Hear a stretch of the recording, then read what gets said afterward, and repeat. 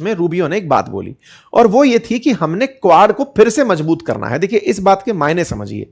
Quad America, Japan, Australia और भारत का एक ऐसा समूह जो चाइना को इंडो पैसिफिक में काउंटर करने के लिए बनाया गया था। शिंजो आबे ने 2017 में इसको बहुत प्रेशराइज करके बहुत बुलंदियों तक पहुंचाया था।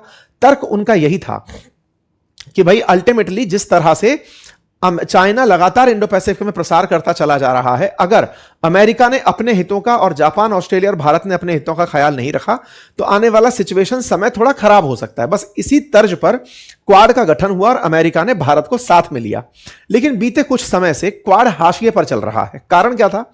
भारत का ब्रिक्स के समीप पहुंचना। भारत ब्रिक्स का संस्थापक सदस्य रहा है और ब्रिक्स के ऊपर अमेरिका हमेशा आरोप लगाता रहा है कि ये डी डॉलराइजेशन करना चाहते हैं, ब्रिक्स की करेंसी बनाना चाहते हैं। ब्रिक्स में Brazil, Russia, India, China, south Africa शामिल हैं। तो ऐसे में आरसीआई गठबंधन यानी रशिया, चाइना, इंडिया गठबंधन सबसे पावरफुल लोगों का समूह है। ये लोग ब्रिक्स में रहकर अमेरिका को बाईपास करना चाहते हैं। इनका मत है कि अमेरिका को टक्कर कैसे दी जा सके। इस ब्रिक्स के दबाव के चलते अमेरिका ने क्वाड को वैल्यू देना बंद कर दिया था। भारत ब्रिक्स में भी है और क्वाड में भी है। यह स्थिति भारत को हमेशा मध्य में लटका के रखती है कि चलो भाई अब ब्रिक्स वाले खींच रहे हैं और अब क्वाड वाले खींच रहे हैं। लेकिन अमेरिका ने स्पष्ट किया कि वो क्वाड को मजबूत करना चाहता है। इससे फिर एक संदेश गया कि क्या ऐसा तो नहीं है कि इस बार ट्रंप जब चाइना जाकर आए तो उन्हें बड़ी निराशा हुई, क्योंकि चाइना के आने के बाद से जिस तरह से अमेरिका के सुर बदले हैं, जिस तरह से अमेरिका चाइना को लेकर के चुप हो गया है, उसके अंदर कोई बयान ही निकल कर नहीं आ रहा है। उससे देखकर यह लगा कि चीन से अमेरिका को कुछ खास मिला नहीं, ना वादा मिला, ना कंपटीशन मिला, कुछ मिला नहीं, वो वहां से वापस हो लिया। ऐसे में इनको लगा कि अब भारत को हमें साधना चाहिए। भारत को नहीं साधा तो चाइना हमारे लिए और मुसीबत खड़ी कर देगा। ट्रंप का चीन जाना, खुद से ही प्रचार करना, चीन का कोई रेस्पॉन्स ना देना, यह अपने आप में दर्शाता है कि अमेरिका को वहां जाकर ह्यूमिलिएशन ज्यादा फील हुआ रादर देन गेन के। और इस समय मार्को रूबियो के इन बयान के मायने भी यही निकल रहे हैं। ये कहते हैं कि इंडो पैसिफिक इलाके में अमेरिका की रणनीति, भारत की बहुत बड़ी भूमिका है और क्वाड में हम मिलकर के समुद्री सुरक्षा, व्यापार, नई तकनीक और चीन के बढ़ते असर जैसे मुद्दों पर एक साथ आएंगे। इसका मतलब यह साफ था कि क्वाड को लेकर के जो कल बैठक होने वाली है, मंगलवार को जो बैठक होने वाली है, उसमें आप कुछ ना कुछ और भी इनिशिएटिव लेते दिख सकते हैं। उम्मीद की जा रही है कि आप आने वाले समय में ट्रंप को भी भारत भेजेंगे। भारत के प्रधानमंत्री को अमेरिका बुलवाने का इनविटेशन दे दिया गया है। लोगों का यह मानना था कि अमेरिका खुद की साख पर, क्योंकि वो भारतीयों से नफरत इतना ज्यादा बेच चुके हैं अमेरिका में, तो जब रूबियो से यह पूछा गया तो उन्होंने उन सबको, जो नफरती लोग हैं, उन सबको बेवकूफ करार दे दिया। तो ये सब चीजों का मतलब यह था कि यहां यात्रा करने जब आप आए तब आप अच्छा बनने का प्रयास किए। टेक्निकली आप अच्छा थे नहीं। आप जब अमेरिका में थे तब भी भारतीयों के लिए नफरत थी। आप ही ने लोगों को नफरती बनाया है जो अमेरिका में रहकर भारतीयों से नफरत करते हैं कि ये आपकी नौकरी खा जाते हैं। क्योंकि असल में अमेरिका में जो सबसे ज्यादा पेड लोग हैं, जिनकी तनख्वाह सबसे ज्यादा है, बड़े बड़े पदों पर हैं और जो सबसे ज्यादा टैक्स पे करने वाली फॉरेन डेलीगेट, मतलब विदेशी भूमि से आए हुए लोग हैं, उसमें भारतीय लोगों का बड़ा रोल है। ऐसे में भारतीय लोगों का वहां पर विरोध होता है उन लोगों के द्वारा जो अमेरिकी हैं, जॉब चाहते हैं, लेकिन भारतीयों के कारण जिन्हें जॉब नहीं मिल रहा है। तो ये सारी चीजें यहां पर निकल करके आई थी। इस बीच में भारत के विदेश मंत्री का बयान भी आया। यह असल में ऊर्जा सुरक्षा से जुड़ा हुआ बयान था। हुआ यह कि अमेरिका फर्स्ट है, यह बात जब बार बार हो रही थी तो जयशंकर साहब ने कहा कि अमेरिका के लिए अमेरिका फर्स्ट है, समझ में आता है, लेकिन भारत के लिए भारत फर्स्ट है। भारत को अपने देश में ऊर्जा आवश्यकता की पूर्ति सस्ते दामों पर करनी होगी। भारत किसी एक देश पर निर्भर नहीं रह सकता। हमें डाइवर्सिफिकेशन ऑफ अवर सोर्सेज करना होगा। यह सुनिश्चित करना कि हमें सस्ता तेल कहां से मिलता है, हमारे देश की आवश्यकता की पूर्ति कहां से होती है, यह करना, तय करना हमारी जिम्मेदारी है। इसमें हम बहुत सी जगह पर अमेरिका के साथ अलाइन भी हो सकते हैं और बहुत सी जगह हमारी मत भिन्नताएं भी हो सकती हैं।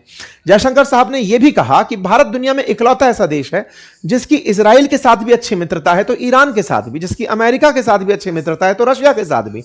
इसका मतलब भारत की अपनी एक केमिस्ट्री है दुनिया के साथ और हम उसी के लिए जाने जाते हैं और हम अपने देश के लोगों की उसी चीज की वैल्यू की पूर्ति करते हैं। ये वो कटिंग है जो मैं आपको बता रहा था, जो रातों रात ट्रंप एडमिनिस्ट्रेशन की तरफ से 15,000 टेक वर्कर्स के ऊपर एकदम पत्थर बनाकर फेंकी गई, जिसके कारण को मैंने आपको यहां पर बता दिया है। तो इन्होंने अमेरिका और भारत के बारे में पार्टनरशिप के ऊपर बयान देते हुए कहा, एक तो सबसे पुरानी लोकतंत्र और सबसे बड़ा लोकतंत्र एक साथ टेबल पर आकर बैठ रहे हैं। इस दिन को कुछ इस तरह से देखा जाना चाहिए जो अमेरिका हमेशा कहता है, जबकि भारत अपने आप को ना केवल सबसे बड़ी डेमोक्रेसी, सबसे ओल्डेस्ट डेमोक्रेसी भी क्लेम करता है, क्योंकि अमेरिका का इतिहास 250 साल से पुराना है ही नहीं, जबकि भारत के इतिहास में 5,000 साल तक पुराने भी आपको एविडेंस मिलते हैं। खैर, फिलहाल के लिए इनकी जब बातचीत होती है, तस्वीरें बाहर सरगेई गोर के स्टैंड से आ रही होती हैं। यहां जयशंकर साहब भी अपनी बातें रखते हैं। जयशंकर साहब ने प्रॉपर तरीके से मीडिया को भी यहां पर संबोधित किया होता है। मीडिया जब सवाल पूछ रहा होता है तो यहां पर एक सवाल, और वो सवाल होता है भारत के एक पत्रकार का, सिद्धांत सिबल का, जिसमें वो पूछते हैं कि भाई इन दिनों यूएस सेक्रेटरी रूबियो से पूछा जाता है कि सर इन दिनों ना भारत को लेकर के बड़े रेसिस्ट रिमार्क दिए जाते हैं, मतलब भारत को लेकर के अमेरिका में कुछ नस्लीय टिप्पणियां और भेदभाव भरे पॉइंट बताए जाते हैं, इन पर आपका क्या बयान है। इस पर इनका जवाब आया कि मुझे यकीन है कि कुछ लोगों ने गलत टिप्पणियां की होंगी, क्योंकि दुनिया के हर देश में कुछ लोग बेवकूफ हैं। भारत में भी होंगे और अमेरिका में भी ऐसे लोग होंगे जो हर समय बेवकूफी भरी बातें करते रहते हैं। मार्को रूबियो ने जैसे ही यह बयान दिया, यह बयान सीधा हिट हुआ ट्रंप के ऊपर। ऐसा मैंने क्यों कहा, आपको याद होगा कुछ समय पहले ही, यानी 1 महीने पहले ही, ट्रंप ने हेल होल इंडिया को करार दिया था। इंडिया को करार कैसे दिया था, असल में एक मतलब रेडियो चैनल चलाने वाले व्यक्ति हैं जो ट्रंप के मित्र हैं, उन्होंने भारत को हेल होल नर्क कहा था, उसी को ट्रंप ने एंडोर्स कर दिया था। तो भारत में काफी ज्यादा मामला गर्मा गया था कि ट्रंप भारत के लिए हेल होल शब्द यूज करते हैं। जब मार्को रूबियो से यही सवाल कहा गया कि सर अमेरिका में कुछ लोग ऐसे हैं जो भारत को लेकर इस तरह की टिप्पणियां करते हैं, नस्लीय टिप्पणियां करते हैं, उस पर आप क्या कहोगे। तो इसमें इन्होंने कहा कि दोनों देशों में कुछ लोग बेवकूफ हैं। जब दोनों देशों में कुछ लोग बेवकूफ हैं, शायद मार्को रूबियो पहले इंस्टेंस में यह नहीं समझे कि वो बात ट्रंप के बारे में हो रही है, या फिर वो समझ गए या फिर वो इसको निकाल गए, जो भी है। लेकिन हमारी मीडिया ने इस सवाल को भर भर के उठा लिया। जब यह भर भर के उठाया गया तो चर्चा होने लगी कि मार्को रूबियो ट्रंप को बेवकूफ कह रहे हैं कि वो भारत पर ऐसी टिप्पणी कैसे कर सकते हैं। मतलब कुल मिलाकर के बयानबाजी को इन्होंने जिस लाइटली तरीके से, इनका एक तरह से ट्रोलिंग के ऊपर कमेंट्री थी कि लोग इस तरह की टिप्पणियां करते रहते हैं, उससे हमें फर्क नहीं पड़ना चाहिए। यह जो पॉइंट था इनका, यह पॉइंट लैंड असल में ट्रंप पर हुआ, यह सबसे बड़ी मुद्दे की बात बनी। खैर, भारत के विदेश मंत्रालय की तरफ से इस विषय के ऊपर कोई टिप्पणी नहीं हुई, भारत में इसकी टिप्पणियां खूब हुई। लेकिन बाद में जैसे क्या हुआ ना, यह सवाल जब पूछा गया तो डिपार्टमेंट ऑफ स्टेट जो अमेरिका का है, उसने इस सवाल को एज इट इज डाल दिया कि I am sure there are people that have made dumb comments because every country has stupid people and I am sure there are stupid people here also. Reporter का सवाल था, there has been a lot of racism coming from the US against India, what's your response, ये सवाल पूछा गया था। तो इन्होंने इस तरह का जवाब दिया था। जब इनका यह जवाब दिया था तो थोड़ी देर बाद में डिपार्टमेंट ऑफ स्टेट ने अपने इस ट्वीट को डिलीट कर दिया, क्योंकि उन्हें यह बाद में पता चला कि यह सवाल लैंड असल में कहां हो रहा था। सवाल जहां भी लैंड हो रहा हो, रशियन टाइम्स ने इसको खूब अच्छे से उठाया कि रिपोर्टर ने रूबियो को ग्रिल किया और ग्रिल करने पर उन्होंने खुद ही के जाल में खुद फंस गए, और इन्होंने बाद में मार्को रूबियो ने जाकर के ट्रंप से कहा होगा कि बाय मिस्टेक मैंने आपको स्टूपिड कह दिया है, मुझे माफ कर दीजिए। लेकिन इस क्वेश्चन के मायने निकाले जाने शुरू हुए कि पत्रकार ने सवाल बहुत अच्छे से पूछा। लोगों ने हेली लिंक को टैग करके पूछा कि देखिए सवाल करना इसको कहते हैं, सवाल हमारे देश में किए जाते हैं और वो सवाल किस तरह से हैं, वो यहां पर बातें चलती रही। खैर, फिलहाल के लिए यहां पर एक और पॉइंट निकल कर आता है, और वो ये कि मार्को रूबियो भारत को लेकर क्या कहना चाहते हैं। असल में मार्को रूबियो की जैसी भारत यात्रा हुई तो उनके कमेंट बॉक्स में बहुत सारे कमेंट्स ऐसे थे जो भारत विरोधी थे। भारत विरोधी होने का क्या मतलब है, असल मायने में भारत को लेकर के अमेरिका की या फिर अमेरिका में ट्रंप समर्थकों की एक विचारधारा रही है कि हमारे जितने भी मेजर रोल्स हैं, मेजर जो पद हैं, जो कि बहुत सारी बड़ी कंपनियों के सीईओ के हैं, टेक के अंदर पद हैं, उन पदों को भारतीय लोग खा गए हैं। ऐसे में ट्रंप ने जब चुनाव लड़ा था तब यह आश्वस्त किया था कि मैं ऐसे लोगों को बाहर भेजूंगा जो H-1B वीजा पर यहां आए और आकर के यहां के परमानेंट नागरिक बन गए, ये अमेरिकियों की नौकरी खा गए। तो मार्को रूबियो जब इंडिया आए ना, तो इनके समर्थकों ने कमेंट में यही कहा कि साहब आपने प्रॉमिस किया था कि इन लोगों को डिपोर्ट करोगे, आपने अब तक नहीं किया।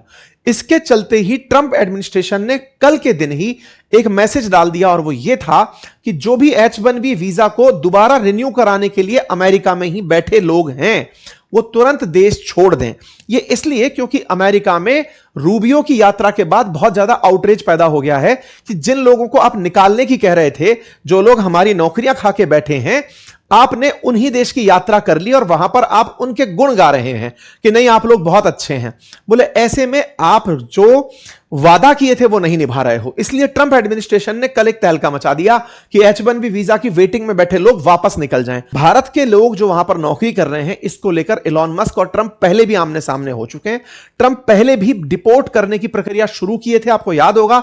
जैसे ही सत्ता में आए थे, बेड़ियों में बांध बांध करके जो लोग वहां पर डंकी रूट से पहुंचे थे उन्हें देश में भेजा जा रहा था। अवैध प्रवासी जो थे उन्हें निकाला जा रहा था अमेरिका में। अब वो पूरा मामला ठंडा पड़ चुका है, क्योंकि इलॉन मस्क और तमाम ऐसे लोग जो कि अमेरिका में लोग हैं, उन्हें यह समझ में आया कि जो भी भारतीय या विदेशी यहां आ चुके हैं, असल में अमेरिका को उनकी जरूरत है, चाहे सस्ते कामगार के रूप में हो, चाहे टैलेंटेड कामगार के रूप में हो, हर तरह से।